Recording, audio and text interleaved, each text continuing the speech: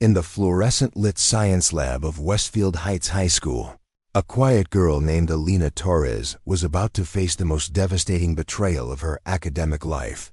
What started as late-night preparation for the state science fair took a shocking turn when she discovered her months of work had been deliberately destroyed by those she thought beneath her notice. Alina Torres wasn't your typical high school student. For 8 months, she had spent her life rebuilding her late father's revolutionary biosensor research. Known for her brilliant mind and unwavering dedication to honoring his scientific legacy. When she encountered the wreckage of her project, that morning, scattered across the lab bench like broken dreams, she had no idea she was walking into a calculated act of sabotage orchestrated by the school's queen bee. Alina's response, a quiet determination to rebuild rather than retreat, would lead to consequences that would expose fraud, destroy reputations, and elevate her from invisible victim to celebrated innovator. What began as academic bullying would become a complete reversal of the social order. The halls of Westfield Heights would never be the same after the quiet girl's whispered project became a shout that changed everything, proving that sometimes the most devastating revenge is simply building something so brilliant that it makes your enemy's cruelty irrelevant. Before we jump back in, tell us where you're tuning in from. And if this story touches you, make sure you're subscribed, because tomorrow I've saved something extra special for you. The fluorescent lights hummed overhead as Alina Torres carefully adjusted the final wire connection on her biosensor prototype. The Westfield Heights Science Lab was empty except for her, the custodian having forgotten she was still there again. But Alina didn't mind the solitude. In fact, she preferred it. Here, surrounded by beakers and circuit boards, she could think clearly without the constant noise of high school social hierarchies. Her fingers moved with practiced precision, connecting the delicate sensors to the main processing unit. The device was smaller than a smartphone, but infinitely more complex. Revolutionary biosensor capable of detecting early-stage cancer markers in saliva samples. It was based on her father's unfinished research, pulled from his old notebooks, that she'd discovered in the attic 6 months ago. "Just like you taught me, Dad," she whispered, her voice barely audible in the quiet lab. The prototype hummed to life, its soft blue LED confirming successful calibration. Alina's heart raced as she watched the readout stabilize. Tomorrow's preliminary science fair preview would be her first chance to show the judges what she'd been working on for the past 8 months. More importantly, it would be her chance to honor her father's memory. Dr. Miguel Torres had been a brilliant bioengineer before cancer took him 2 years ago. Alina remembered countless evenings spent in his home office, watching him sketch molecular diagrams while explaining how diseases could be caught before they became deadly. "The key, Mia," he'd say in his warm voice, "is to listen to what the body is trying to tell us, even when it whispers." She pulled out her phone and opened the voice memo app, scrolling to a recording labeled "Dad Project Ideas." His voice filled the empty lab. "Imagine a world where a simple test could catch cancer before the first symptom appears. The technology exists, we just need someone brilliant enough to put the pieces together." Alina's eyes misted as she looked at her prototype. Someone brilliant enough. She hoped she was that someone. The lab door creaked open, interrupting her thoughts.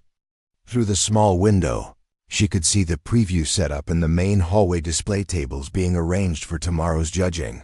Mr. Dalton, her chemistry teacher, was walking through with Dr. Sarah Chun, one of the external judges from the state university. "Most of these projects are the usual volcano and baking soda affairs," Mr. Dalton was saying, his voice carrying the exhaustion of someone who'd supervised too many science fairs. "Though there's one student who thinks she's reinventing medical diagnostics. Bit overambitious, if you ask me." Alina's cheeks burned. She knew he was talking about her. Dr. Chun paused outside the lab window, her eyes widening as she spotted Alina's setup. "Is that the biomarker project? The one using microfluidics?" That's the one. Student lost her father to cancer, so she's got this idea that she can build a better early detection system. Sweet story, but the science is way beyond high school level. May I? Dr. Chun pushed open the lab door without waiting for an answer. Her eyes were bright with curiosity as she approached Alina's workstation. This is impressive work. Did you design the sensor array yourself? Alina nodded. Suddenly nervous. It's based on my father's research. He was working on similar technology before She couldn't finish the sentence. The fabrication is remarkably clean. How did you manage the microfluidic channels? Before Alina could answer, a burst of laughter echoed from the hallway. Through the window, she could see Chloe Madison holding court near the preview tables, her perfectly straightened blonde hair catching the light as she gestured dramatically.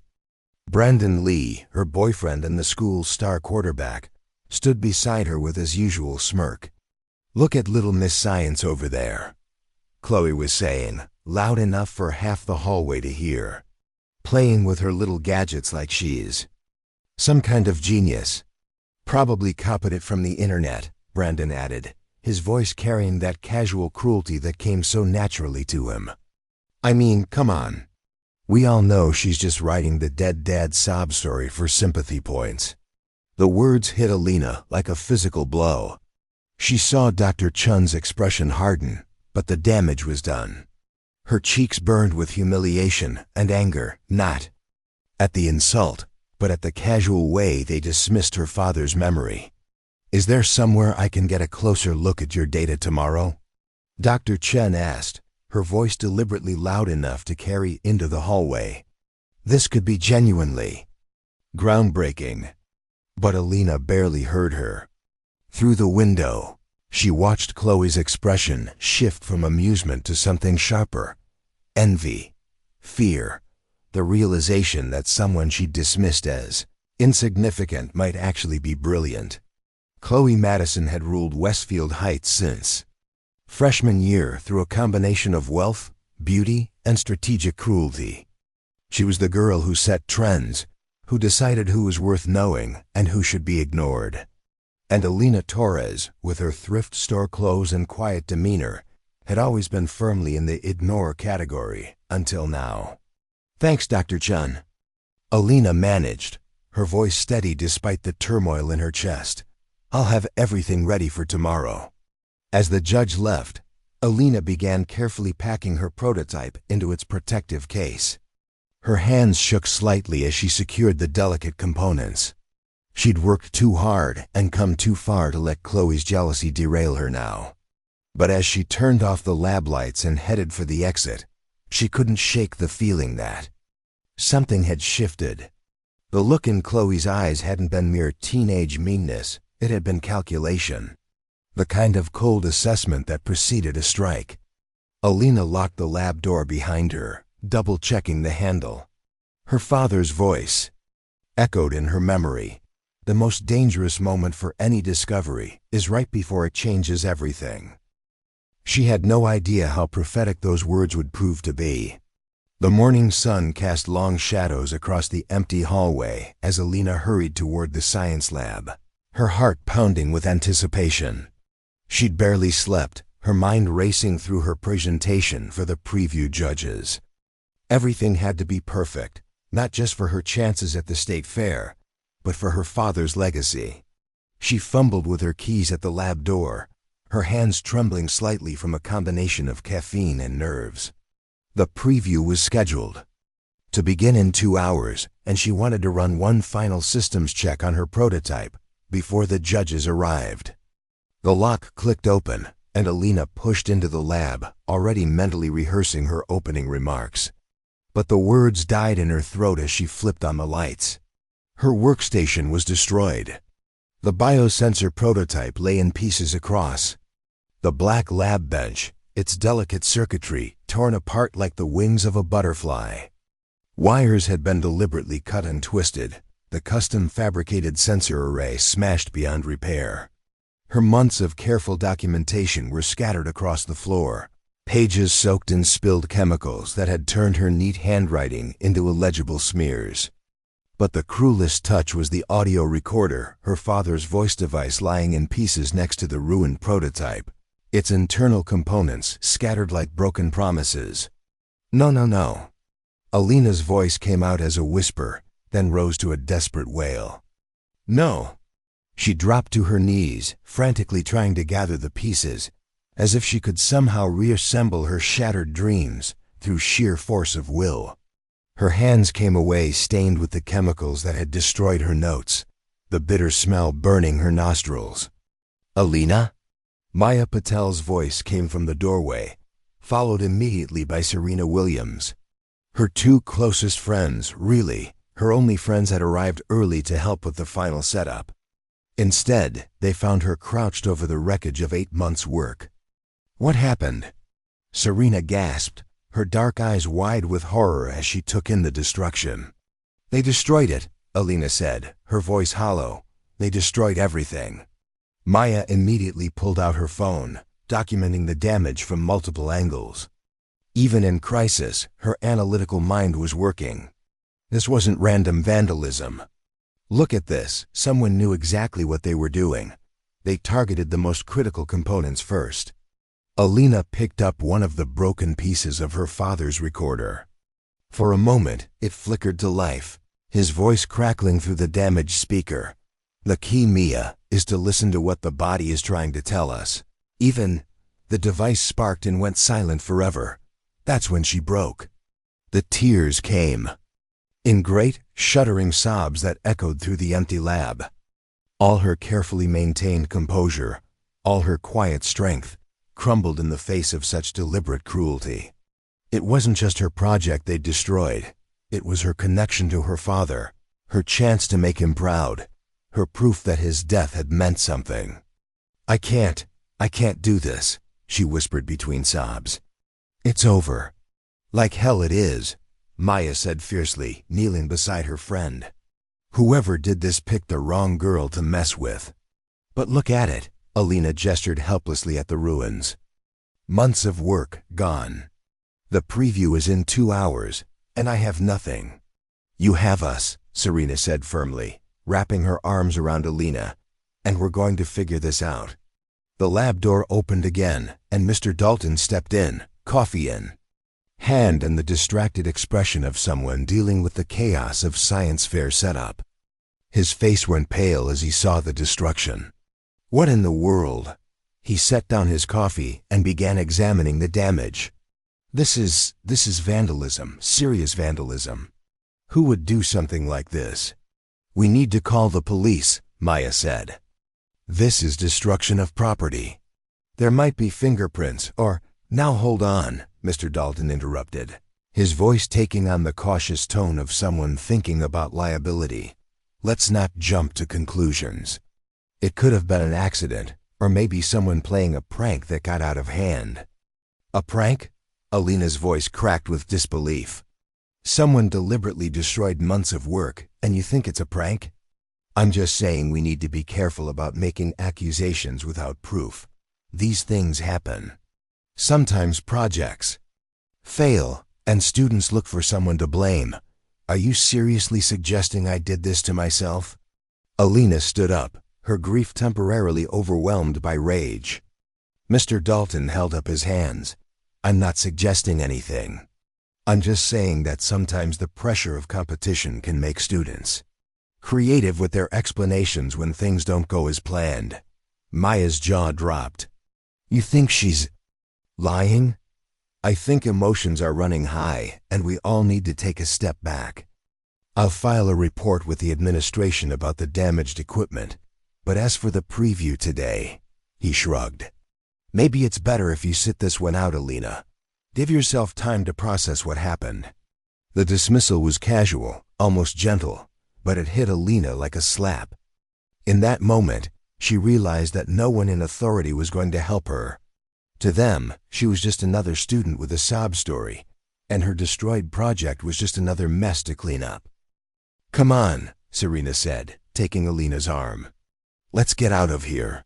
They gathered what salvageable pieces they could and left the lab, Mr. Dalton already turning his attention to more pressing matters. In the hallway, the preview setup was in full swing. Student volunteers were arranging tables and testing projection equipment, while early arriving judges chatted with teachers. And there, in the center of it all, was Chloe Madison. She looked flawless as always, her hair perfectly styled and her makeup subtly applied. But it was her expression that made Alina's blood run cold, the carefully composed mask of someone pretending to be surprised. "Oh my God, Alina!" Chloe exclaimed, loud enough for nearby students to hear. "I just heard about your project. I'm so sorry." "What a terrible accident." "Accident?" Maya stepped forward, her voice sharp with suspicion. "Well, I mean, obviously. Someone broke in and vandalized the lab. It's so awful when people get jealous of success." Chloe's voice dripped with false sympathy. "I just want you to know that if there's anything I can do to help." Brandon appeared beside her, his expression a perfect mirror of his girlfriend's concern. "Yeah, that's really rough. All that work for nothing." "Nothing?" Alina frowned. Her voice at last. "You think my father's work is nothing?" Something flickered in Chloe's eyes, a flash of satisfaction quickly suppressed. "Of course not. I just meant, well, maybe this is the universe telling you that some things aren't meant to be." The casual cruelty of the statement, the implication that her father's death and her project's destruction were somehow cosmic justice, finally broke through Alina's shock. For the first time in months, she looked directly into Chloe's perfectly made-up face and saw her clearly, not as the untouchable queen bee of Westfield Heights, but as a small, insecure girl who destroyed things she couldn't understand. "You're right," Alina said quietly. "Maybe this is the universe telling me something." She turned and walked away, Maya and Serena flanking her like bodyguards. Behind them, she could hear Chloe's laugh, light and musical and completely devoid of genuine emotion. But as they pushed through the exit doors into the morning sunlight, Maya grabbed Alina's arm. "Wait, I just remembered something. The security camera." "What security camera?" Serena asked. "The one in the hallway outside the lab. It's usually turned off, but maintenance was doing work on the electrical system yesterday. I saw them testing all the surveillance equipment." Maya's eyes were bright with possibility. "If we're lucky, very lucky, it might have been recording last night." For the first time since entering the destroyed lab, Alina felt a flicker of hope. Not for her project that was gone forever, but for something else. Something that might be even more important. Justice. Maya's bedroom was a controlled chaos of computer equipment, science textbooks, and half-finished coding projects. Normally, Alina found the organized disorder comforting, a reflection of her friend's brilliant, multifaceted mind. But today, hunched over Maya's laptop with Serena pressed close beside them, she could barely focus on anything except the grainy security footage playing on the screen. "There," Maya said, pointing at the timestamp. 11:47 p.m., way after the custodial staff finished their rounds. The black and white image showed the empty hallway outside the science lab. For several minutes, nothing happened except the occasional flicker of the overhead lights. Then, like ghosts materializing from the shadows, two figures appeared at the far end of the corridor. "Can you enhance it?" Serena asked, squinting at the screen.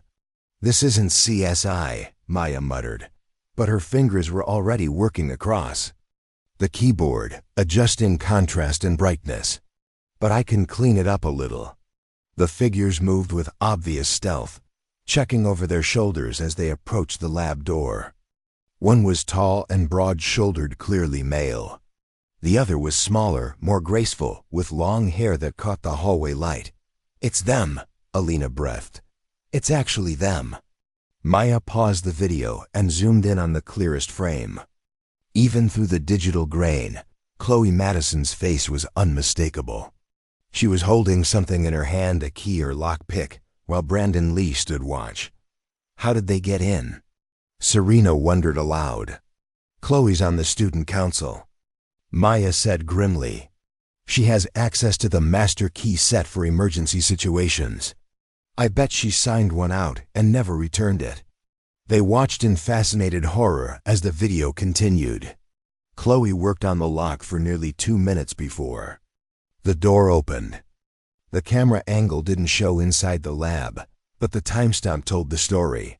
They were inside for almost 20 minutes. When they finally emerged, Brandon was carrying something, a bag that bulged with what looked like broken equipment.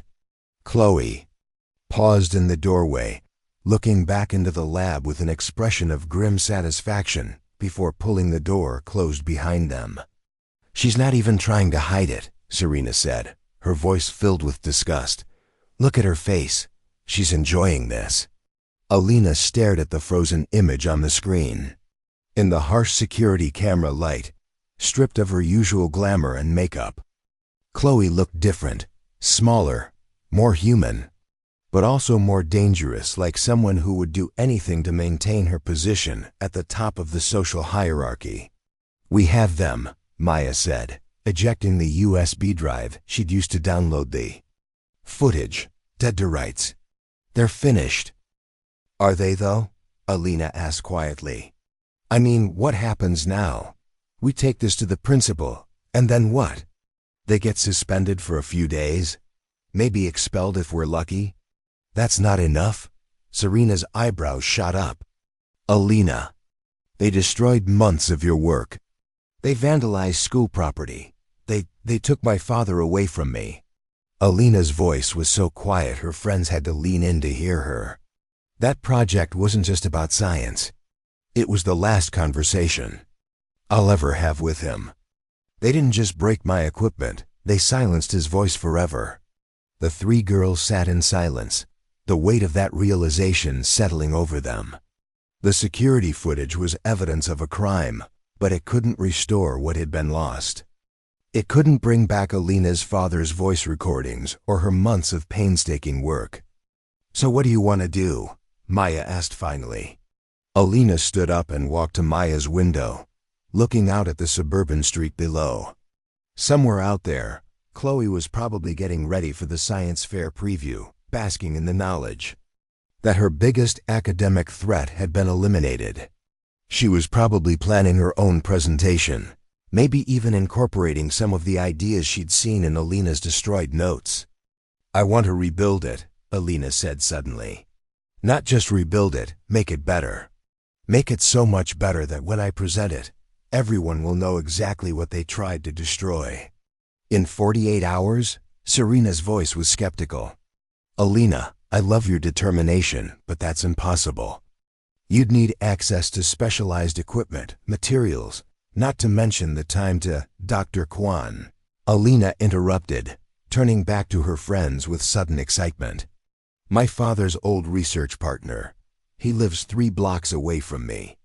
I helped him clean out his garage last summer, and you wouldn't believe what he has in there. Maya's eyes widened. The retired professor? The one who used to work at the biotech company? He's got a full lab setup in his garage. And he's been asking me for months if I wanted to see my father's old research files, the ones the company returned to him after Dad died. This is crazy, Serena said, but she was grinning.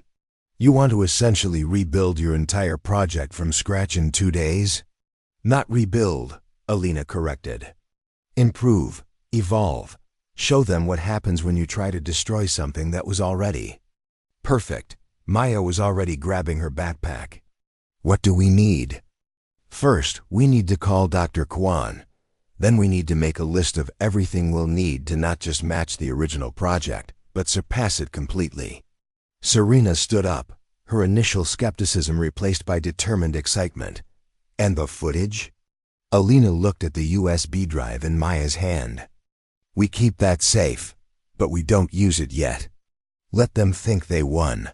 Let them get comfortable and arrogant.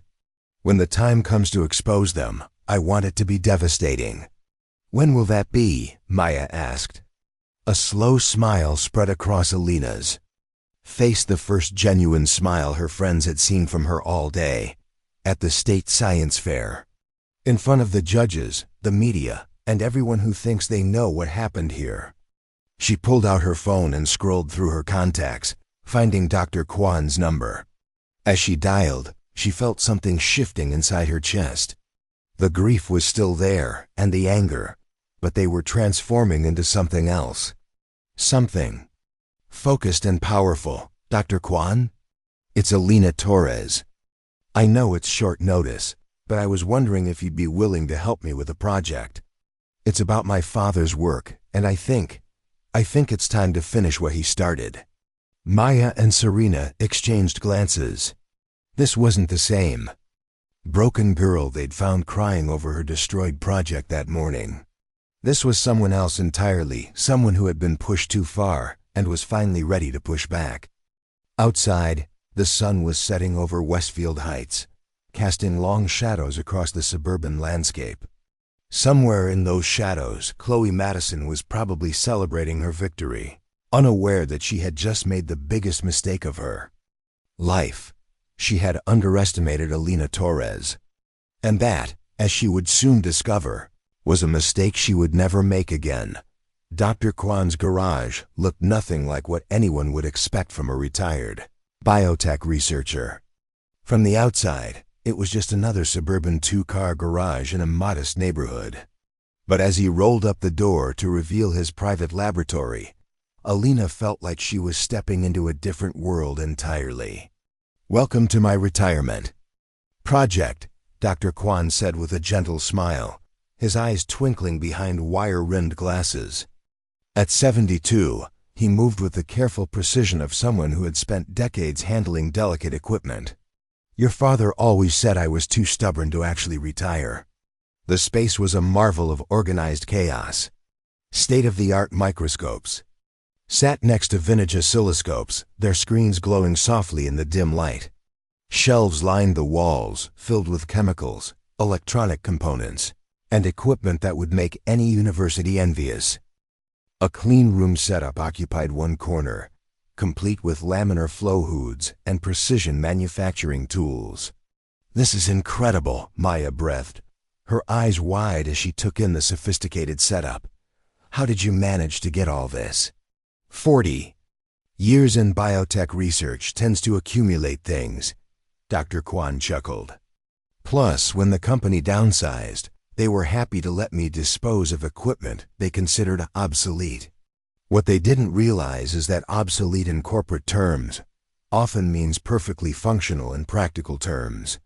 Serena was already examining a gene sequencer that looked more advanced than anything in their school's lab. "Dr. Kwan, this equipment must be worth hundreds of thousands of dollars. Money I would have spent on golf or cruises anyway," he said with a dismissive wave. "Besides, your father helped me set most of this up. He always said that science belonged in garages and basements, not just in corporate towers." Preparing and narrating this story took us a lot of time, so if you are enjoying it, subscribe to our channel. It means a lot to us.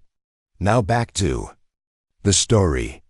Alina felt a familiar pang at the mention of her father, but this time it was accompanied by something else: excitement. Being surrounded by the tools of discovery, knowing her father had touched these same instruments, made her feel connected to him in a way she hadn't since his death. "Dr. Kwan," she said, pulling her prototype's broken pieces from her backpack, "I need to rebuild this. But not just rebuild it, make it better. Make it something that proves what my father's work could have become." He took the damaged components with careful hands, examining them with the eye of someone who understood their true complexity. "This is elegant work, Alina. The microfluidics design is particularly clever, very much like something Miguel would have conceived. You recognize it? Recognize it? Child, I helped him design the theoretical framework 15 years ago. We called it Project Whisper, the idea that diseases whisper their presence long before they shout." His eyes grew distant with memory. "We never had the resources to build a working prototype. The technology wasn't quite there yet, and the company was more interested in treatments than prevention." He led them to a workbench where he spread out the broken pieces like a puzzle. But now we have precision manufacturing, advanced algorithms, and miniaturized sensors that didn't exist back then. Plus, we have something your father always said was the most important component. What's that? Alina asked. A brilliant young scientist who refuses to give up. He smiled at her, and for a moment, she could see her father in his expression, the same combination of wisdom and wonder that had made Miguel Torres such an inspiring researcher. So you'll help us? Maya asked. Help you?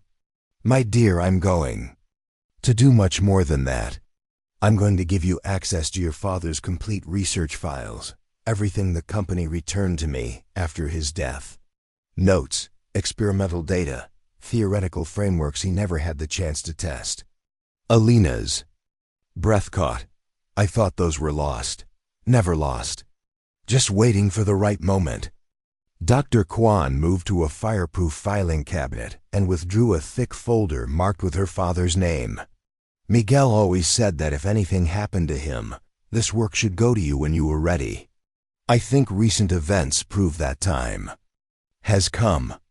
As Alina opened the folder, her father's handwriting jumped out at her from dozens of pages sketches, calculations, and notes that represented years of careful thought. On the first page, in his distinctive script, was a dedication for my brilliant daughter who will finish what I started. Tears blurred her vision, but this time they were tears of determination rather than grief. How long do we have before the state fair? 46 hours, Serena said, checking her phone. Dr. Kwan rubbed his chin thoughtfully. Ambitious, but not impossible. We'll need to work in shifts, and we'll be pushing both the equipment and ourselves to their limits. But I've seen what 3 determined young women can accomplish when they set their minds to it. Where do we start? Maya asked, already rolling up her sleeves. First, we document everything, Alina said, feeling her scientific training take over. I want a complete video record of our process, not just for evidence, but for replication. If we're going to honor my father's work, we're going to do it right. She set up her phone to record, then turned to face the camera. This is Alina Torres, and this is the story of Project Whisper, how 3 high school students and 1 stubborn professor rebuilt the future in 46 hours. Over the next several hours, they worked with an intensity that surprised even Dr. Kwan. Maya proved to have an intuitive understanding of the electronic components, her coding background translating surprisingly well to hardware design. Serena's careful attention to detail made her perfect for the precision assembly work that the microfluidics required. And Alina found herself channeling not just her own knowledge, but somehow accessing her father's insights through his notes. It was as if 15 years of his research was flowing through her fingers, guiding her decisions and revealing solutions she wouldn't have seen on her own. Look at this, she said excitedly, pointing to a diagram in her father's notes. He theorized that we could increase sensitivity by an order of magnitude using the cascaded amplification system. I thought that was just a dream, but with these new nanoscale sensors, it's absolutely possible, Dr. Kwan confirmed, leaning over her shoulder. Your father was always ahead of his time. The technology has finally caught up to his vision. As the evening wore on, the prototype began to take shape. But this wasn't just a rebuild, it was an evolution. Where the original had been impressive for a high school project, this new version incorporated advances that pushed it into genuine research-grade territory. We're not just matching what I had before, Alina realized aloud.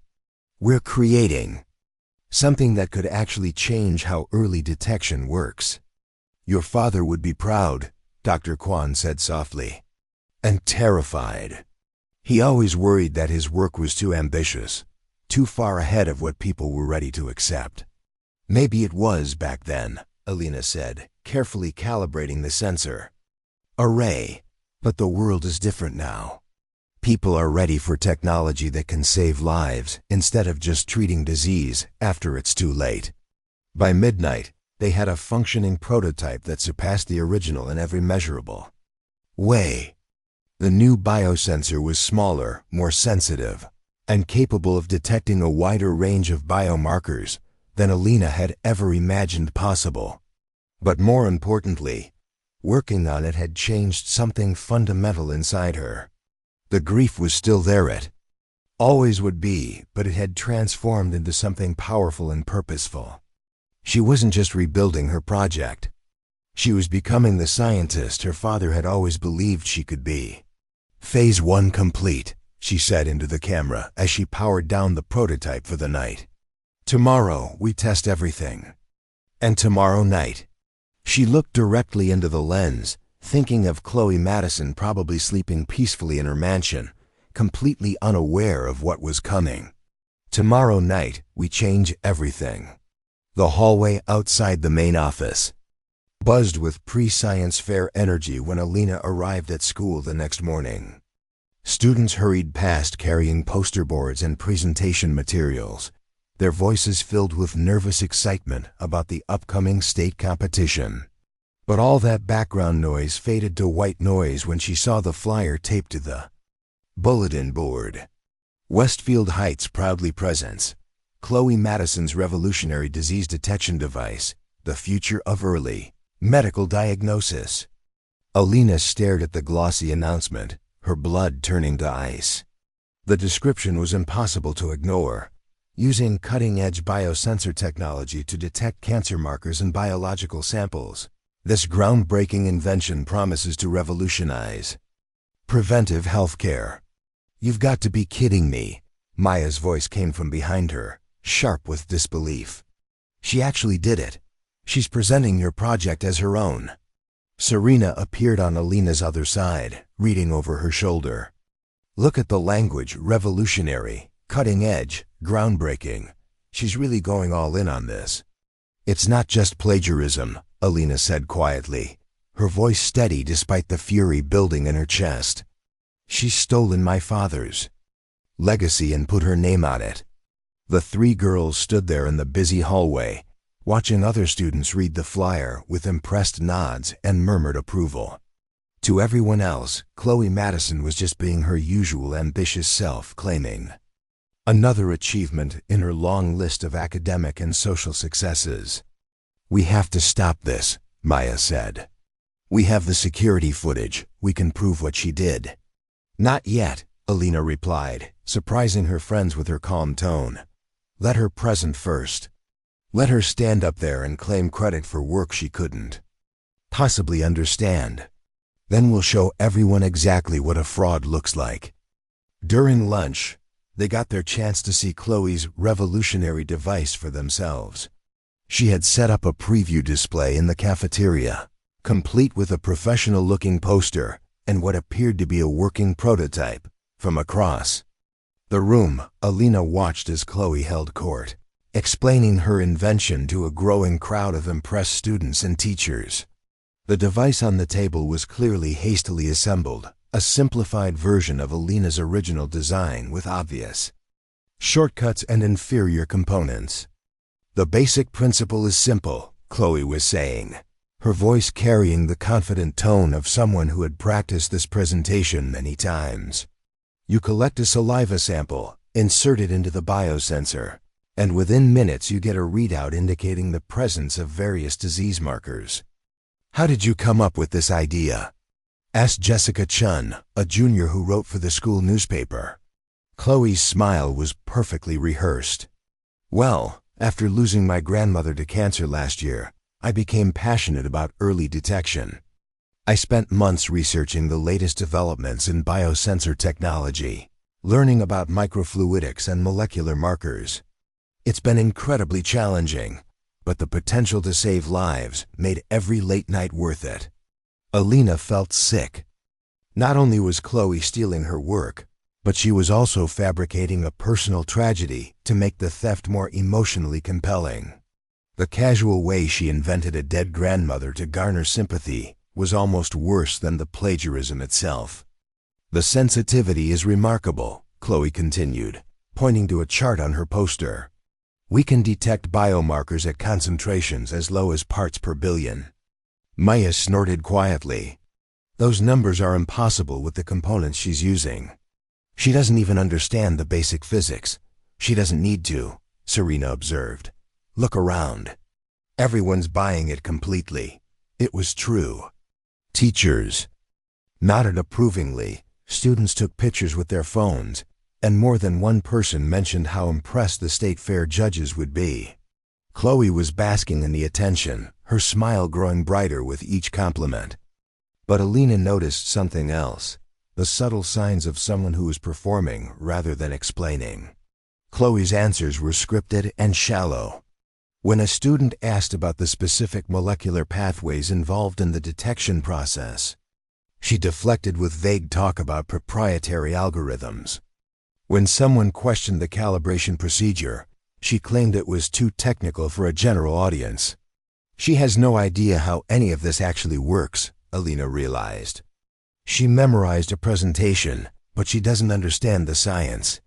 That evening, Maya managed to hack into the school's presentation system and download Chloe's official submission for the state fair. The three girls huddled around Maya's laptop in Dr. Kwan's garage, reading through what was supposedly Chloe's original research. "This is unbelievable," Dr. Kwan said, adjusting his glasses as he scrolled through the document. "Half of this is copied word for word from your father's published papers, and the other half is complete nonsense. Look at this diagram," Maya pointed to a technical schematic. "She's labeled the components completely wrong. She calls the microfluidic channels fluid tubes and describes the sensor array as detection circuits. It's like she used Google Translate to convert real science into made-up terminology." "The worst part is the conclusion," Serena added, reading from the final page. "She claims her device can detect 12 different types of cancer with 99.7% accuracy. Those numbers are fantasy. Even professional medical equipment can't achieve that level of precision." Alina felt a strange sense of relief wash over her. She's going to humiliate herself at the state fair.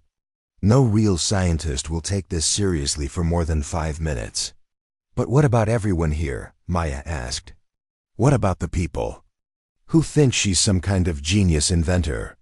"That's where we come in," Alina said, turning to face the camera she'd been using to document their work.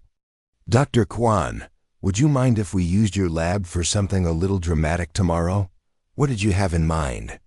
Alina's smile was the expression of someone who had moved far beyond simple revenge into something more elegant and devastating. "I want to invite Chloe Madison to see a real scientific demonstration.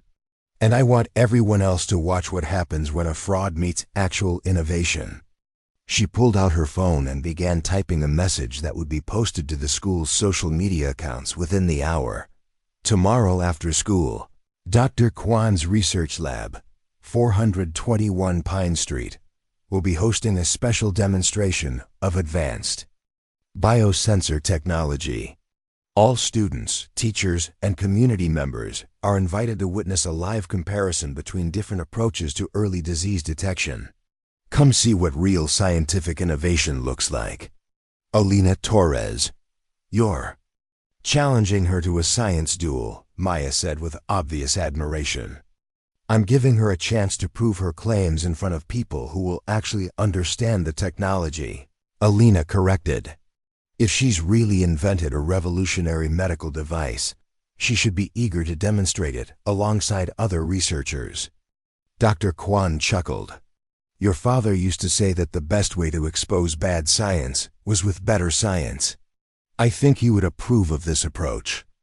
Alina looked at their rebuilt prototype, now gleaming under the lab lights and performing far beyond anything she had originally imagined. Tomorrow, Chloe Madison would have to choose between exposing herself as a fraud or backing down from a challenge she couldn't possibly meet. Either way, the truth would finally come to light. "Phase 2 begins now," she said into the camera. "Let's see what happens when the copycat queen meets the real thing." The rebuilt biosensor prototype sat on Dr. Kwan's workbench like a small Monument to scientific ambition. After 18 hours of continuous work, it looked perfect, sleek, sophisticated, and humming with the quiet confidence of precision engineering. But as Alina initiated the final calibration sequence, something went catastrophically wrong. Error codes cascaded across the control screen. The sensor array flickered erratically. The delicate microfluidic channels that should have been channeling test samples with perfect precision were producing chaotic, meaningless readings. "No, no, no," Alina whispered, her fingers flying over the controls as she tried to isolate the problem. "Not now, please, not now." Maya and Serena crowded around the workbench, watching in helpless horror as months of theoretical work and days of frantic rebuilding seemed to collapse before their eyes. Dr. Kwan adjusted his glasses and began systematically checking connections, his expression grave but focused. "The hardware connections are solid," he reported after several tense minutes. "Whatever's wrong, it's not a loose wire or faulty component." "It has to be the algorithm," Alina said, her voice tight with panic. "The pattern recognition software isn't properly interfacing with the sensor array. All those late-night coding sessions, and I must have introduced a bug somewhere." She pulled up the code on her laptop, scrolling through hundreds of lines of programming that controlled everything from sample analysis to result interpretation. To her tired eyes, the text began to blur together, variables and functions merging into an incomprehensible mess. "Here," she said suddenly, pointing at a section of code. "This function is supposed to normalize the sensor readings, but the parameters are wrong. The algorithm is trying to process data that's been incorrectly scaled." She began typing frantically, her exhaustion making her fingers clumsy on the keyboard. But with each correction she made, new problems seemed to emerge. Fix the scaling issue, and the calibration routine failed. Solve the calibration problem, and the sensor timing went haywire. "It's like playing whack-a-mole," Maya observed, watching Alina's increasingly frantic debugging attempts. "Every fix creates two new problems." After 2 hours of this, Alina finally snapped. "This is hopeless," she shouted, slamming her laptop closed. "I'm trying to compress months of development into 2 days, and it's not working. The system is too complex, too ambitious. I should have built something simpler, something I actually understood." She buried her face in her hands, the weight of exhaustion and disappointment crushing down on her. "My father spent years developing the theoretical framework for this, and I thought I could just waltz in and build it in a weekend. I'm not ready for this. I'm not smart enough." "Hey," Serena said firmly, pulling up a chair next to her friend. "That's enough. You are absolutely smart enough. You're the girl who understood graduate-level biochemistry at 15. You're the person who figured out microfluidics design by reading your father's old journals. Don't you dare give up now." "But look at it," Alina gestured helplessly at the malfunctioning prototype. "It's broken. Everything we worked for, and it doesn't even function." Dr. Kwan had been quiet during this exchange, methodically examining the sensor array under a magnifying glass. Finally, he looked up with a thoughtful expression. "Alina, may I ask you something about your father's work?" "Of course," she said, wiping her eyes. "In his notes, he mentioned something called the coherence paradox. Do you remember what that referred to?" Alina frowned, trying to recall the technical details from her father's journals. It was a problem with signal processing. When you try to detect multiple biomarkers simultaneously, the sensors can interfere with each other. The more sensitive you make the system, the more unstable it becomes. "Exactly. And how did he propose to solve it?" "He didn't. That's why the project was never completed. The theoretical framework was sound, but the practical implementation kept running into this coherence issue." She paused, realization dawning. "You think that's what's happening here? I think you've built something so advanced, that you've rediscovered the same fundamental problem your father was wrestling with 15 years ago. The question is, what would you do differently than he did? Alina stared at the prototype, her mind shifting into a different mode. Instead of seeing a broken device, she began to see a puzzle, a challenge that required not just technical skill, but genuine innovation. The algorithm assumes that all sensors operate independently, she said slowly, thinking out loud. But in reality, they're part of an integrated system. The interference isn't a bug, it's a feature we're not accounting for. She reopened her laptop and began scrolling through her father's notes, looking for references to the coherence problem. Maya and Serena exchanged glances, recognizing the shift in their friend's demeanor from despair to intense focus. "Here," Alina said, pointing to a passage in her father's handwriting. "He writes, the solution may not be to eliminate interference, but to interpret it as additional data. What if the sensor crosstalk contains information about biomarker interactions?" "That's brilliant," Dr. Kwan said admiringly. "Instead of treating the interference as noise to be filtered out, you treat it as signal to be decoded. But that would require completely rewriting the pattern recognition algorithm," Maya pointed out. "We don't have time for that." Alina was already pulling up the code again, but this time her approach was different. Instead of trying to fix the existing algorithm, she began writing a completely new one, simpler, more elegant, designed to work with the sensor interference rather than against it. "I'm not going to solve this the way my father would have," she said, her fingers moving with renewed confidence across the keyboard. "I'm going to solve it the way I would solve it, using everything I've learned about machine learning and adaptive algorithms that didn't exist when he was working on this." The next few hours passed in intense concentration. Alina coded while Maya and Serena handled the hardware calibration, with Dr. Kwan providing guidance and encouragement. As the new algorithm took shape, the prototype began to stabilize. But the real breakthrough came when Alina decided to test her father's most speculative theory, that biomarker interactions might contain diagnostic information that single marker detection couldn't provide. "It's working," she breathed, watching as the prototype processed a test sample with unprecedented precision. "It's not just working, it's better than anything I originally designed."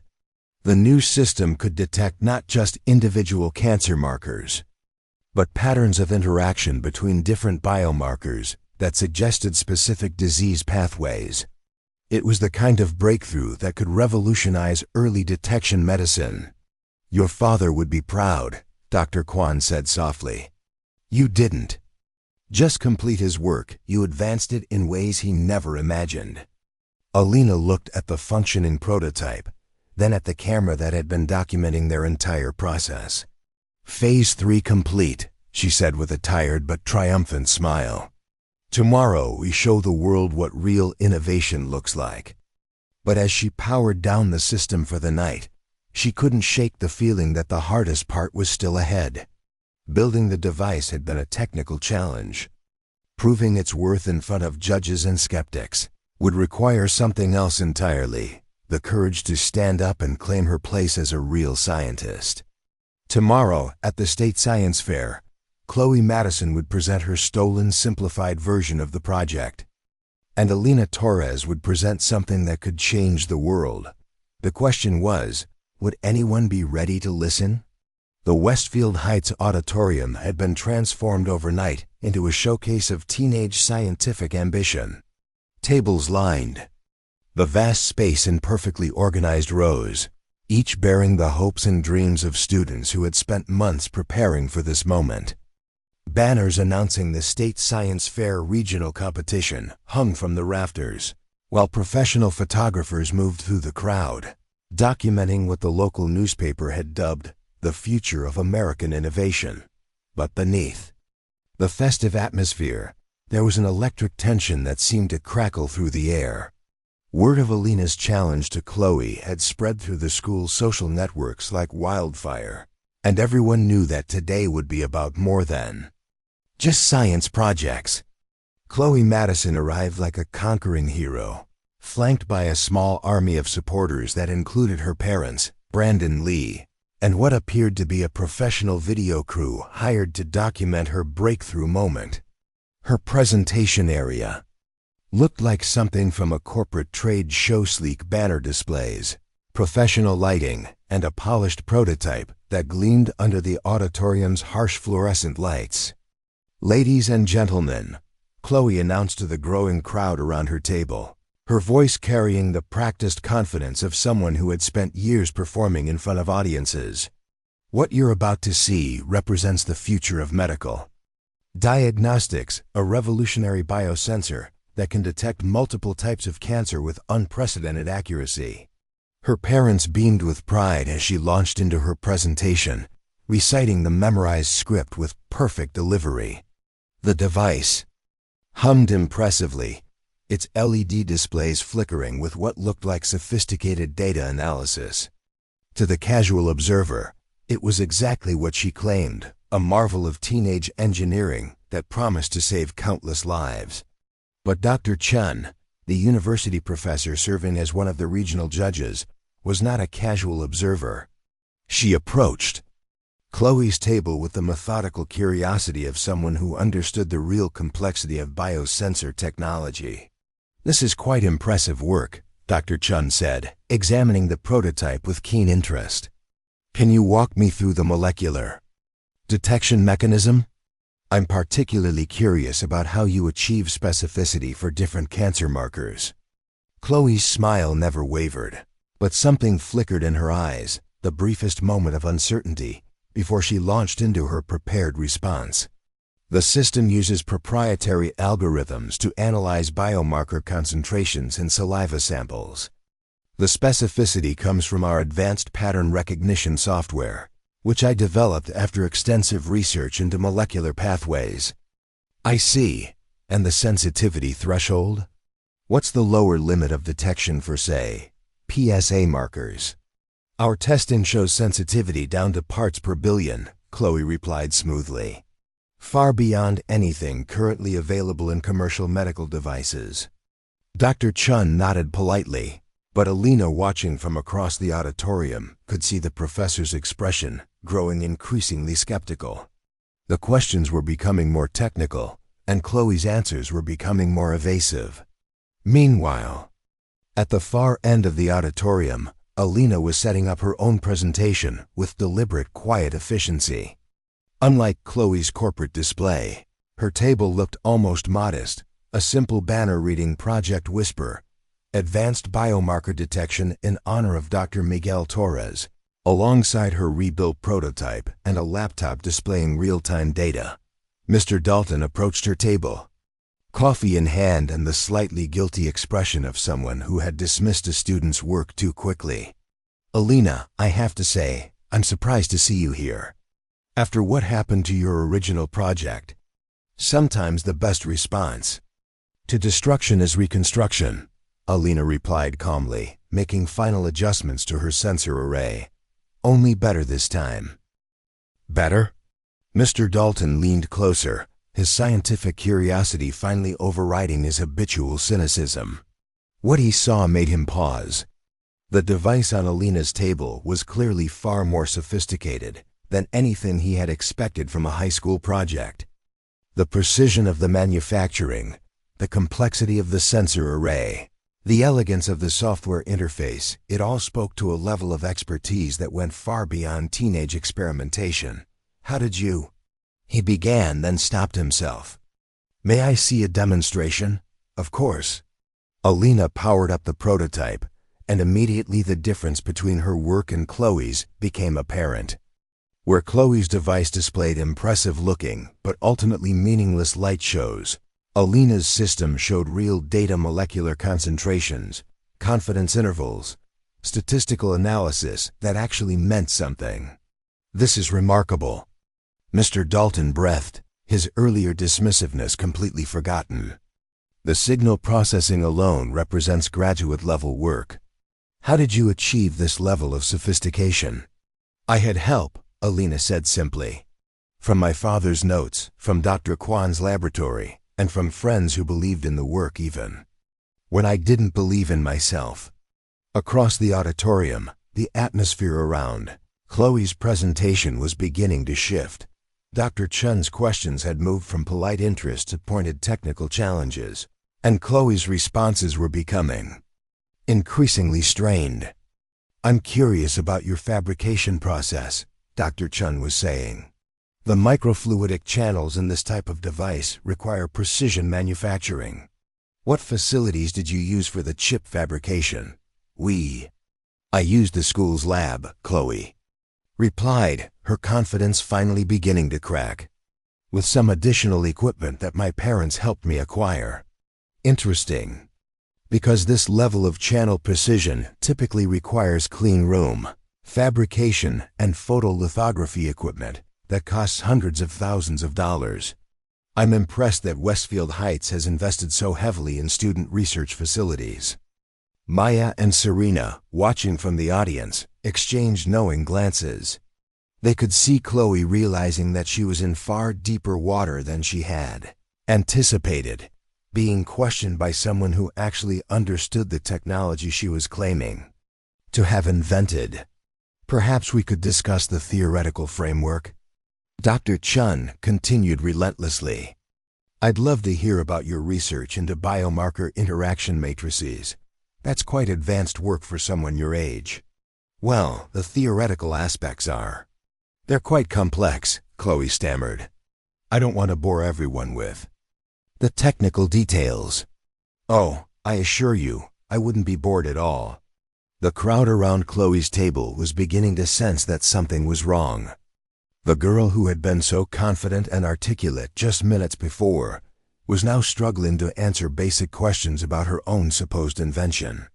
Her parents looked confused and concerned, while Brandon had stepped back from the table entirely, sensing the impending disaster. It was at this moment that the announcement came over the auditorium sound system. "Attention everyone, we'll now be hearing from our final presenter, Alina Torres, with her project, Advanced Biomarker Detection for Early Disease Diagnosis." A hush fell over the auditorium as all eyes turned toward the modest table at the far end of the space. Alina took a deep breath, thinking of her father's voice and the months of work that had led to this moment. "My name is Alina Torres," she said, her voice carrying clearly through the sudden silence. "And I'd like to tell you about a project that began 15 years ago with a brilliant scientist who believed that technology could help the human body whisper its secrets before diseases learn to shout." As she began her presentation, the contrast with Chloe's performance became immediately apparent. Where Chloe had delivered memorized marketing speak, Alina spoke with the fluid expertise of someone who truly understood every aspect of her work. Where Chloe's demonstrations had been impressive theater, Alina's were genuine scientific inquiry. But most importantly, where Chloe had claimed credit for work she didn't understand, Alina told the true story of loss and discovery, of scientific collaboration across generations, and of the power of persistence in the face of deliberate sabotage. The auditorium was completely silent now, everyone hanging on her every word. Even Chloe had stopped pretending to work on her own presentation and was staring at Alina with growing horror, beginning to realize that her stolen thunder was about to become a devastating lightning strike. The real demonstration was about to begin. Alina stood before the packed auditorium, her rebuilt biosensor humming quietly on the table beside her. The silence was complete. Hundreds of students, teachers, parents, and judges all focused on the quiet girl who had been dismissed and overlooked for so long. This was her moment, and she knew it might be her only chance to honor her father's legacy and expose the truth. "Before I demonstrate this technology," she began, her voice steady and clear, "I want to tell you about the man who conceived it. Dr. Miguel Torres was my father, and he was a bioengineer who believed that the greatest breakthroughs come not from corporate laboratories, but from the simple human desire to help others." She clicked a remote, and her laptop screen filled with a photo of her father in his lab, surrounded by the notebooks and equipment that had shaped her childhood. The image projected onto the large screen behind her, and she heard several people in the audience draw in quiet breaths. 15 years ago, my father began working on what he called Project Whisper, the idea that diseases announce their presence long before symptoms appear. If only we know how to listen. The technology to hear those whispers didn't exist then, but it does now. She turned to her prototype and with practiced precision, began the demonstration that would change everything. What you're about to see is not just a science project. It's the culmination of years of research, built with equipment that represents the cutting edge of biomedical engineering, and validated using principles that have never been successfully implemented outside of university research facilities. Dr. Chun had moved to the front of the audience, her expression intense with scientific curiosity. Several other judges flanked her, along with Mr. Dalton, who looked like someone watching a magic trick whose mechanics he couldn't quite understand. The key innovation, Alina continued, loading a prepared test sample into her device, is not just detecting individual biomarkers, but analyzing the patterns of interaction between different molecular indicators. This approach allows us to identify disease signatures that single marker tests would miss entirely. The prototype screen filled with data, real, meaningful data that told a coherent scientific story. Molecular concentrations appeared as precise numerical values, confidence intervals provided statistical context, and pattern recognition algorithms highlighted correlations that suggested specific disease pathways.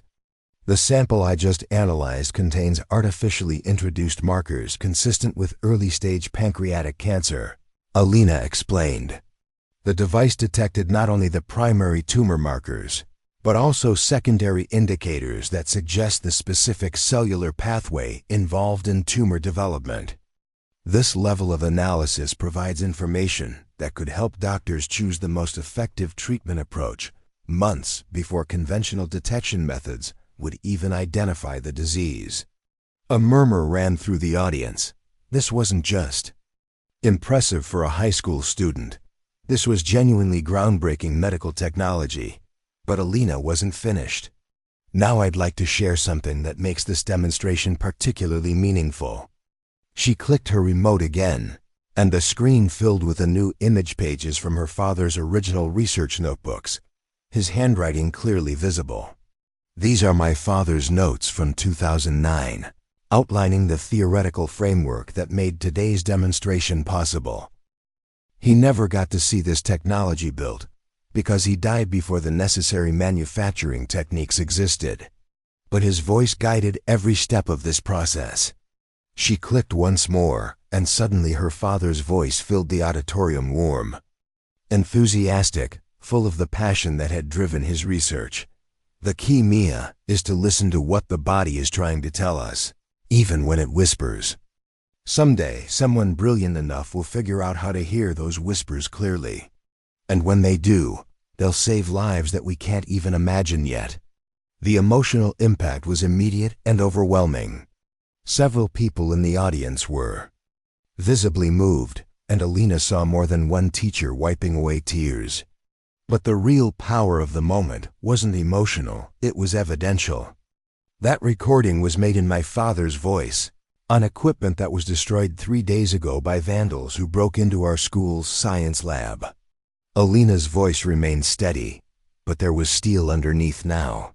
The same vandals who destroyed. Months of work in an attempt to prevent this presentation from happening. The auditorium erupted in whispers and gasps. This was no longer just a science demonstration, it was becoming something much more dramatic. Fortunately, Alina continued, we have evidence of what happened that night. Maya stood up from her seat in the audience, laptop in hand. With the permission of the administration, I'd like to show everyone exactly how scientific sabotage works. The projector screen filled with the security camera footage they had discovered days earlier. The black and white images were grainy, but the figures were unmistakable. Chloe Madison and Brandon Lee, moving stealthily through the school hallway, breaking into the locked laboratory. and emerging 20 minutes later with bags full of destroyed equipment. The silence in the auditorium was deafening. All eyes turned toward Chloe, who stood frozen at her presentation table, her face pale with shock and fear. Brandon had disappeared entirely, having slipped out through a side exit the moment the footage began playing. But here's what's even more interesting, Alina said, her voice cutting through the stunned silence.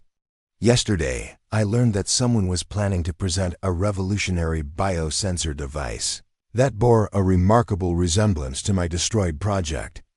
So I thought it might be educational to compare approaches. She gestured toward Chloe's table, where the plagiarized prototype sat under its professional lighting.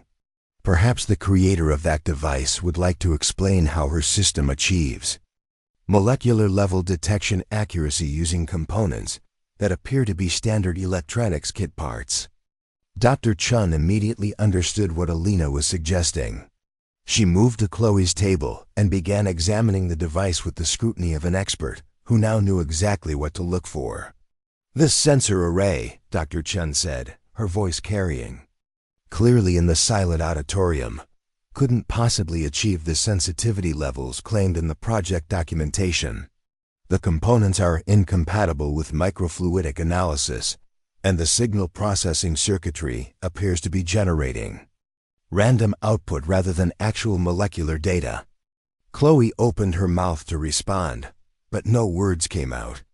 For the first time in her high school career, she was completely speechless, caught in a lie so enormous and public that there was no possible way to explain it away. Furthermore, Dr. Chun continued, significant portions of the theoretical framework in this presentation appear to be copied directly from published research by Dr. Miguel Torres, without attribution or acknowledgement. The devastation was complete. Chloe Madison, the girl who had ruled Westfield Heights through a combination of charm and manipulation, stood exposed as a fraud in front of everyone who mattered. Her parents looked horrified, her friends had backed away from the table, and the professional video crew hired to document her triumph was now recording her public humiliation. "I believe," Alina said quietly, "that real science speaks for itself, and when it does, the truth is always louder than lies." She turned back to her prototype and ran one final demonstration, the device performing flawlessly as it analyzed another sample and provided results that represented a genuine breakthrough in medical diagnostics. The applause when it finally began was thunderous. But for Alina, the most meaningful moment came when Dr. Chun approached her table with an expression of professional respect that had nothing to do with age or academic status. "Ms. Torres," she said formally, "I would very much like to discuss having you present this work at our upcoming University Research Symposium. What you've accomplished here isn't just impressive for a high school student, it's impressive for anyone working in this field." As the crowd began to disperse and other presentations resumed, Alina looked around the auditorium that had been the site of her vindication.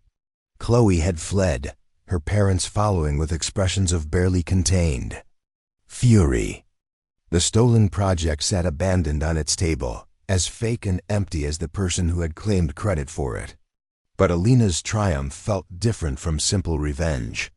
It felt like justice not just for herself, but for her father's memory and for everyone who had ever been told their dreams were too big or their voices too quiet to matter.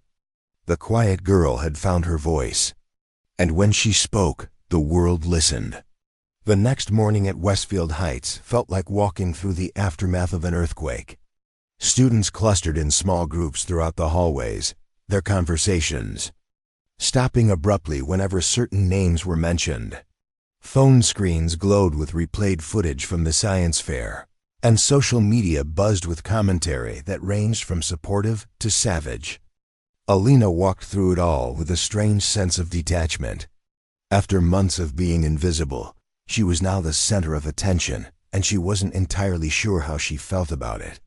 Students who had never acknowledged her existence now smiled and waved. Teachers who had dismissed her work now stopped her in the halls to offer congratulations and ask about her plans. The most dramatic change was in her chemistry class, where Mr. Dalton stood before his students with the slightly shell-shocked expression of someone whose worldview had been fundamentally altered. "Before we begin today's lesson," he said, clearing his throat nervously, "I want to address what happened at the science fair yesterday. And I want to publicly apologize to one of my students." All eyes turned to Alina, who felt her cheeks burn with embarrassment. She had never wanted to be the center of a public spectacle. Alina Torres demonstrated something that I had forgotten in my years of teaching, that real innovation often comes from unexpected places, and that dismissing student work without proper investigation is a disservice to both the student and to science itself. His voice grew stronger as he continued. "What Alina accomplished represents the kind of breakthrough that universities spend millions of dollars trying to achieve. And I nearly missed it because I was too cynical to recognize brilliance when it was sitting right in front of me." The classroom was completely silent. This was unprecedented. Teachers at Westfield Heights didn't publicly apologize to students, especially not in front of their peers. "Furthermore," Mr. Dalton continued, "I've submitted Alina's work for consideration for the National Young Innovators grant, a program that provides funding and mentorship for exceptional student researchers. If accepted, it would provide access to resources that could turn this project into a genuine medical breakthrough." The bell rang, signaling the end of class, but nobody moved. Finally, Alina stood up, gathering her books with as much dignity as she could manage under the weight of everyone's stares. "Thank you, Mr. Dalton," she said simply. "I appreciate your support." As students filed out, many of them stopped to congratulate her or ask questions about her work. But the interaction that surprised her most came during lunch, when she was sitting with Maya and Serena in their usual corner of the cafeteria. "Alina?" The voice was barely above a whisper, and when she looked up, she was shocked to see Chloe Madison standing beside their table. Gone was the confident queen bee who had ruled the school's social hierarchy. This Chloe looked smaller somehow, her usual perfect composure replaced by something that might have been genuine remorse. Her eyes were red-rimmed, suggesting she had spent much of the night crying. Could I talk to you for a minute? Alone?" Maya and Serena immediately tensed, ready to defend their friend from whatever new cruelty Chloe might have planned. But Alina saw something different in the other girl's expression, not manipulation or calculation, but what looked like real vulnerability. "It's okay," Alina told her friends quietly. "I'll be right back."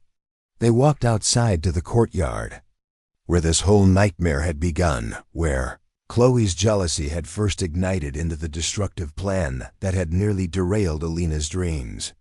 But now the space felt different, less charged with the toxic energy of social warfare. "I know you probably don't want to hear this," Chloe began, her voice shaking slightly, "but I need to say it anyway. I'm sorry. I'm so incredibly sorry for what I did to you." Alina studied her former tormentor's face, looking for signs of the performance that had characterized so many of Chloe's interactions. But this felt different, raw, and unpolished in a way that suggested genuine emotion. "Why?" Alina asked simply. "Why did you do it?"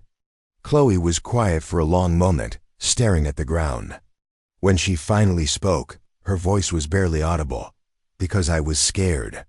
Because I've spent my entire high school career being the smart one, the successful one, the girl everyone expected to achieve great things.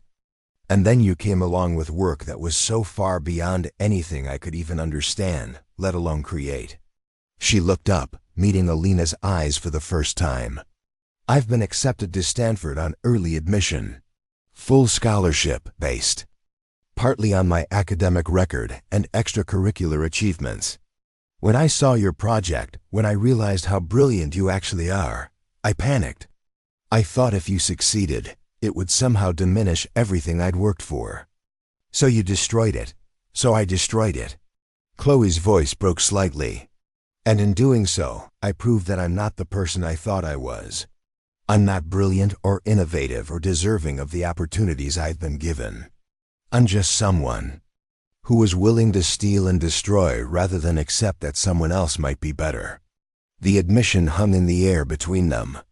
Alina felt a complex mix of emotions: anger at the months of suffering Chloe had caused, but also something that might have been pity for the insecurity that had driven such destructive behavior.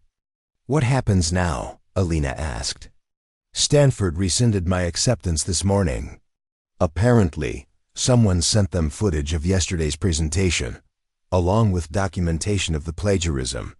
My parents are, well, they're not speaking to me, and Brandon broke up with me via text message, claiming he can't be associated with academic fraud." Chloe laughed bitterly. "The funny thing is, I actually thought I was smart. I had good grades, teachers liked me. I was headed to one of the best universities in the country. But intelligence and wisdom aren't the same thing, are they? A truly intelligent person would have recognized your brilliance and tried to learn from it, not destroy it. A truly intelligent person would have built their own project instead of stealing someone else's," Alina said quietly. "Yes, they would have." Chloe took a shaky breath. "I know I don't deserve forgiveness. I know I can't undo what I did to you and your father's work. But I wanted you to know that what you accomplished yesterday was incredible, and I'm genuinely happy that the truth came out." She turned to leave, then paused. "For what it's worth, I think your father would be proud of you. Not just for the science, but for how you handled everything. You had every right to destroy me completely, but you let your work speak for itself instead. That takes a kind of strength I obviously don't have." As Chloe walked away, Alina felt an unexpected sense of closure. The anger that had driven her through the past few days was beginning to transform into something else, not forgiveness exactly, but a recognition that holding on to resentment would only diminish her own achievements. Maya and Serena were waiting anxiously when she returned to the cafeteria. "Everything okay?" Maya asked. "She didn't try to blame you for what happened, did she?" "No," Alina said thoughtfully. "She apologized. Actually apologized, not the fake kind she's so good at. I think losing everything might have taught her something about consequences. Do you forgive her?" Serena asked. Alina considered the question. "I think I forgive her because forgiving her helps me, not because it helps her. I don't want to carry that anger around anymore. I have better things to focus on." She pulled out her phone and showed them an email that had arrived that morning, an invitation to present her work at the National Science Foundation's Young Innovator Symposium, along with a request from 3 different universities asking about her college plans. "Besides," she said with a smile, "I think the best revenge really is building something no one can tear down, and apparently we built something pretty amazing." As they walked to their next class, Alina felt the weight of the past months finally lifting from her shoulders. She had started this journey as a quiet girl working alone in an empty lab, motivated by grief and a desire to honor her father's memory. She was ending it as a recognized innovator, surrounded by true friends, with opportunities spreading out before her like an uncharted map. The bullies had tried to destroy her. Instead, they had forged her into something stronger than she had ever imagined possible. 6 weeks after the science fair that changed everything, Alina Torres stood in Dr. Kwan's transformed garage laboratory, but she wasn't alone. 3 dozen middle school girls from across the county sat in folding chairs arranged in a semicircle, their eyes bright with curiosity as they watched her prepare for a demonstration that would have seemed impossible just months ago. "Welcome to the Torres-Kwan Memorial Lab for Young Innovators," Alina said, gesturing to the newly installed plaque near the entrance. The bronze nameplate gleamed under the upgraded LED lighting system, a permanent reminder of the partnership between past and present that had made this moment possible. "Today, You're going to see how science can change the world and, more importantly, how you can be part of that change. The garage had undergone a remarkable transformation since that desperate night when 3 teenagers had worked frantically to rebuild a destroyed dream. What had been Dr. Kwan's private workshop was now a fully functioning educational laboratory, complete with workstations designed for young researchers, safety equipment that met professional standards, and technology that most universities would envy. Dr. Torres called out a 12-year-old girl named Isabella from the front row. Using the honorary title that had stuck after Alina's presentation went viral on science education platforms. "Is it true you built your biosensor in just 2 days?" Alina smiled, remembering her own overwhelming curiosity at that age. The final version was built in 2 days, but the foundation took much longer. "My father spent 15 years building the theoretical foundation. Dr. Kwan brought 40 years of research experience. And I spent months just trying to understand enough of their work to contribute something meaningful." Alina walked over to the demonstration table where the 4th-generation prototype was ready for its latest presentation. Science isn't about isolated brilliance. It's about collaboration, across time, across minds, across generations. Maya, now the lab's technical coordinator, began setting up the live video feed that would stream the session to classrooms across 3 states. The Torres Kwan Lab had become a respected name in STEAM education, known for giving students access to authentic research experiences far beyond the typical school experiments. "The key thing to understand," Alina continued, "is that major discoveries often come from unexpected places. When I was your age, I was just a quiet girl who loved reading my dad's science journals. I never imagined I'd be here today, speaking to brilliant young women about transforming the future of medicine." Serena, serving as outreach coordinator while finishing high school, handed out tablets. Each displayed real-time data from Alina's biosensor, allowing the students to track molecular interactions as the demonstration unfolded. "Today's sample contains biomarkers for type 1 diabetes," Alina said, inserting the specimen. "But instead of just giving you the answers, I want you to help interpret the data. Science thrives on questions, not passive acceptance." The device powered up, analyzing molecular signatures with a precision that still amazed Alina. Data streamed across the tablet's protein levels, antibody activity, and interaction patterns. "Isabella, what do you see in the autoantibody data?" Alina asked, gesturing to one stream. Isabella examined her screen thoughtfully. "They're elevated, but not all the same. Some are a lot higher than others." "Exactly. What might that suggest about the disease's stage? Early onset? Maybe the immune system just started attacking the insulin cells." "That's an excellent deduction. This kind of pattern could help doctors act before symptoms even appear, maybe even stop the disease in its tracks."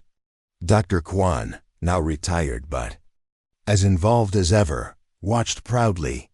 At 72, he'd found renewed purpose mentoring young minds, and the lab had become his legacy. "When I met Alina," he told the group, "she was a heartbroken teenager who thought her father's dreams had died with him. Today, she's proving that powerful ideas don't die. They just wait for someone to carry them forward." The demonstration continued, and the students asked increasingly advanced questions about biosensors, molecular diagnostics, and disease modeling far beyond the typical science fair fare. These young women had done their homework.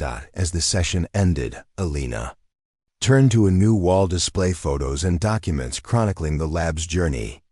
At its center was security footage from the sabotage incident, but the real story was told through images: her father's lab, Dr. Kwan's early experiments, Maya and Serena rebuilding the prototype, and their ultimate scientific breakthrough. 6 weeks ago, someone tried to destroy this project. They thought that breaking equipment and silencing my father's voice would erase years of progress. Alina gestured to the bustling lab around them. They were wrong. Ideas don't die that easily. And you can't stop people who believe in something greater than themselves. Isabella raised her hand. What happened to the people who tried to stop you? Alina hesitated, choosing her words. After the sabotage at the science fair, Chloe had lost her Stanford admission and was suspended from Westfield Heights, now attending a private school and struggling to regain her footing. Brandon lost his scholarship, and his college plans fell apart. They faced the consequences of their choices, Alina said. But more importantly, their actions pushed us to build something stronger, this lab, these programs, this community. We turned loss into momentum. She pointed to a new addition on the wall, a letter from the National Science Foundation, awarding a 3-year grant to support the lab's outreach and research programs. Sometimes the best response to destruction is creation. We didn't just rebuild, we made something no one can take away. Dr. Kwan stepped forward with a thick envelope. Speaking of building things that last, he said, smiling, Alina, I believe you have some news.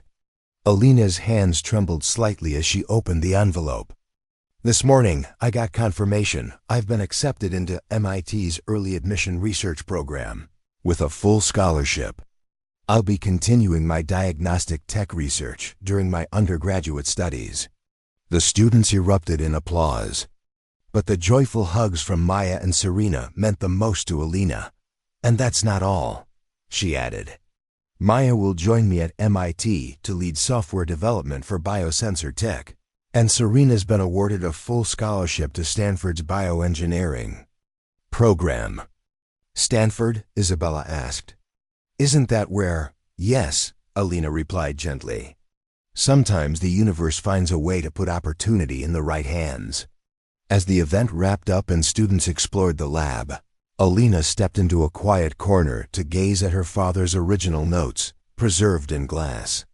She often came here to reflect. You did it, Dad, she whispered. The voice they tried to silence is being heard everywhere now. Dr. Kwan joined her, his voice soft. He'd be proud not just of your scientific success, but of the kind of leader you've become. Miguel always believed real breakthroughs come from shared vision, not competition. From people who choose to build bridges, not barriers. Alina nodded, watching Isabella and the others excitedly debate data interpretations at her workstation. Dr. Kwan, can I ask you something? Anything. Do you think it all had to happen this way? The sabotage, the struggles. Would I have come this far without being pushed to the edge? The elderly scientist considered the question carefully. I think you would have achieved great things regardless, because brilliance and determination can't be stopped permanently. But perhaps the challenges forced you to discover strength you didn't know you possessed.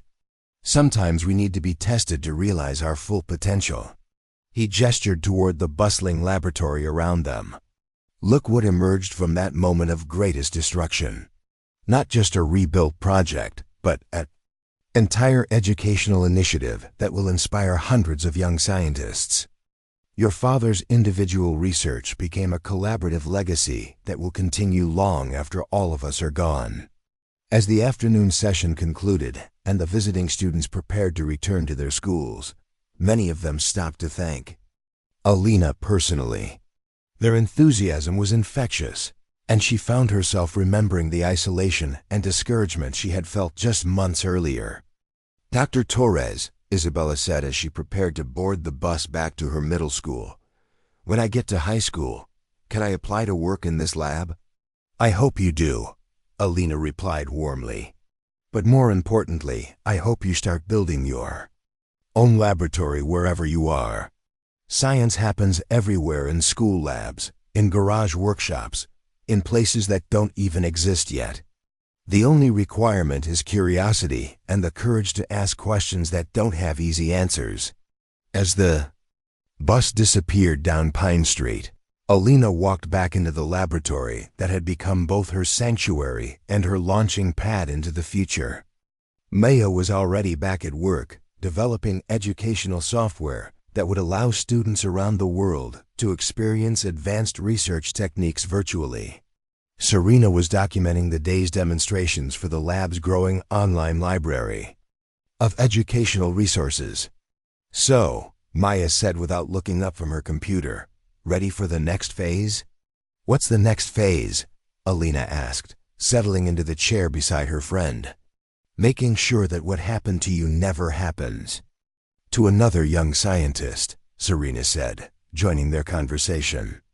"The Torres Kwan lab is just the beginning. Dr. Kwan and I have been talking about establishing a network of similar facilities, places where brilliant kids can work on real research without having to worry about jealousy or sabotage."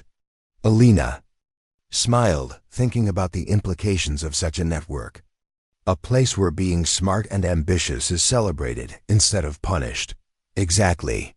A place where collaboration beats competition every time. As evening settled over the suburban laboratory, Alina began her final task of the day, updating the video journal she had been maintaining throughout her journey. She positioned the camera to show both her workspace and the plaque honoring her father's memory, then pressed record. "This is Alina Torres, day 127 of Project Whisper," she began, using the format that had become familiar to the thousands of students who followed her work online. "Today we demonstrated fourth-generation biosensor technology to 36 middle school students, received confirmation of our MIT research grants, and began planning the expansion of our educational outreach programs." She paused, considering the magnitude of how much had changed since that devastating morning when she had discovered her destroyed project. "I've been thinking a lot lately about the difference between revenge and justice. When someone tries to destroy your work, your first instinct might be to destroy them in return. But I've learned that the most powerful response is to build something so important, so meaningful, that it makes their destructive actions irrelevant." She gestured toward the laboratory around her, where the next generation of scientists would learn to pursue knowledge with both passion and integrity. "The bullies who tried to stop me thought they were erasing my father's legacy. Instead, they helped me understand that legacy isn't something you preserve, it's something you continue. Every young woman who uses this laboratory, every breakthrough achieved through collaboration instead of competition, every time we choose building over breaking, that's my father's real legacy." Alina reached into her pocket and pulled out a small device that looked like a smartphone, but contained technology that would have been unimaginable just a year earlier. "This is the fifth-generation prototype, small enough to fit in your pocket, sophisticated enough to detect dozens of diseases in their earliest stages, and affordable enough to make advanced medical diagnostics available anywhere in the world." She held the device up to the camera, its soft blue glow reflecting in her eyes. "My father believed that the greatest discoveries happen when brilliant minds refuse to give up. He was right. But what he might not have anticipated is that sometimes the most brilliant minds belong to quiet teenagers working in garage laboratories, supported by friends who believe in their dreams." As she concluded the recording and began powering down the laboratory's systems for the night, Alina felt a deep sense of completion. Not the completion that comes from finishing a project, but the completion that comes from understanding your purpose in the world. She walked to the window that overlooked the quiet suburban street, where her journey had begun, a street that now regularly hosted visiting scientists, eager students, and educational tours from around the country. What had started as one grieving teenager's attempt to honor her father's memory had become a movement that was changing how young people engaged with scientific research. Her phone buzzed with a text message from an unknown number. For a moment, she hesitated. Too many memories of harassment and cruelty made her cautious about unexpected communications. But curiosity won, and she opened the message. "Dr. Torres, you don't know me, but I'm a ninth grader in Oregon who watched your presentation online. I've been working on a water purification project in my school's lab, but some older students have been making fun of me and calling my work stupid. After watching your story, I realize that their opinions don't matter as much as the work itself. Thank you for showing me that being smart and determined is something to be proud of, not something to hide. Maria Santos. Alina smiled and immediately began typing a response. Maria, I'd love to hear more about your water purification project. Have you considered applying to our summer research program? And remember, the people who mock scientific ambition are usually the ones who fear being surpassed by it. Keep building, keep questioning, and never let anyone convince you that your dreams are too big. Alina. As she locked up the laboratory and headed home, Alina passed the memorial garden that the school district had installed in honor of her father and other researchers who had died too young. A small plaque read, dedicated to the dreamers, who whisper possibilities into the darkness, trusting that someday those whispers will become the shouts that change the world. She paused beside the memorial, thinking of all the young scientists who would face their own moments of doubt and destruction. Some would give up, convinced that the world wasn't ready for their ideas. But others would remember that every great discovery had survived attempts to silence it, that every breakthrough had emerged from the collaboration between brilliant minds who refused to surrender to mediocrity. The bullies didn't destroy anything, she said aloud, her words carrying across the quiet evening air. They just helped me understand that the best revenge isn't tearing someone down. It's building something so beautiful and important that their destructive impulses become irrelevant. She pulled out her phone one more time and opened the camera app, recording a final message that would be posted to the Torres Kwan Lab's social media accounts before morning. To every young scientist who has ever been told they're too ambitious, too quiet, too different, remember that the greatest discoveries in human history came from people who refused to accept limitations. Build your projects, ask your questions, collaborate with minds that inspire you, and never let anyone convince you that changing the world is impossible. She smiled directly into the camera, thinking of Isabella and Maria and countless other young women who would carry scientific discovery into the future. Sometimes the best revenge is building something no one can tear down. But even better than revenge is building something so important that it makes revenge irrelevant. Keep building, keep discovering, and keep proving that brilliant minds working together can overcome any obstacle. As Alina Torres walked home under the stars, she carried with her the satisfaction of knowing that her father's whispers had indeed become shouts of possibility, collaboration, and hope that would echo through generations of young scientists who would inherit a world slightly more ready to listen to their dreams. The quiet girl had found her voice, and that voice was now part of a chorus that could never be silenced. Up next, you've got 2 more standout stories right on your screen. If this one hit the mark, you won't want to pass these up. Just click and check them out. And don't forget to subscribe and turn on the notification bell so you don't miss any upload from us.